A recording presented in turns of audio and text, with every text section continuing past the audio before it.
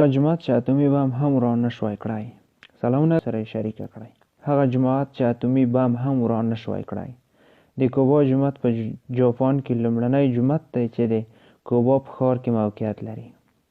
دغه جومات په 1928 کال کې د کوبا ښار په اکماناتو دوریچویک سیمه کې جوړ شوی دی چې لګښت یو شمېر اسلامي هېوادونو پر غاړه اخیستی و. د کوبا جومات په هندي سنتي سبک د یوه معمار په لاس ودان شوی دی. د جاپان هیروشیما او ناګاساکي د امریکا تر اټومي برید وروسته د کوبا ښار هم زیات برخې زیانمنې شوې او ډېرې برخې یې ورانې شوې. د کوبا جومات شاوخوا سیمې له خاورو سره خاورې شوې، خو د جومات دیوالونه یوازې درزونه وکړل او ښیښې یې ماتې شوې.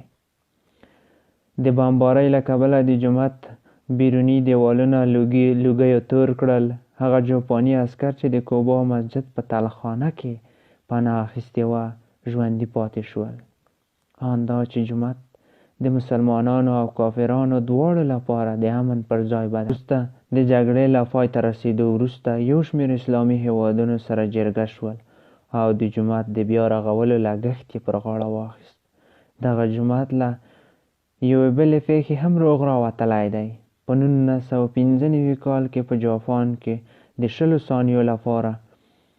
20 ثانیو په اندازه لړزېدونکې زلزله رامنځته شوه چې لږ تر لږه 6433 جاپانیان پکې ووژل شول او د ښار ډېرې برخې ونړېدې، خو د کوبا جومات هماغسې پر خپل ځای روغ پاتې شو.